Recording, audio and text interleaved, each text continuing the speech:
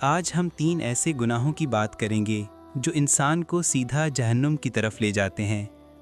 ایک ہے بخیل ہونا، یعنی کنجوسی کرنا۔ رسول صلی اللہ علیہ وسلم نے فرمایا، جہنم کے قریب لانے والوں میں سے ایک صفت بخیلی بھی ہے۔ بخیل انسان کا دل کالا ہو جاتا ہے، اور کالا دل کبھی نور ہدایت قبول نہیں کرتا۔ دوسرا گناہ ہے خواہش پرستی، یعنی نفس کے پیچھے چلنا۔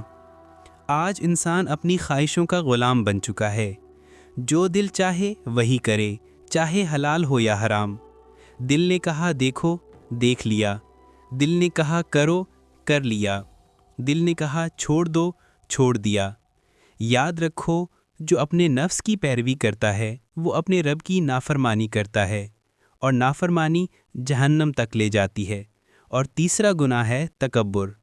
نبی کریم صلی اللہ علیہ وسلم نے فرمایا، جس کے دل میں رائی کے دانے کے برابر بھی تکبر ہوگا وہ جنت میں نہیں جائے گا۔ سوچیں، اتنی سی مقدار بھی بندے کو جنت سے محروم کر دیتی ہے۔ میرے بھائیوں اور بہنوں، اگر ہم اپنی زندگی سے بخل، خواہش پرستی اور تکبر کو نکال دیں تو جنت کا راستہ خود بخود آسان ہو جاتا ہے۔ اللہ ہم سب کو ان 3 تباہ کن گناہوں سے محفوظ فرمائے، آمین۔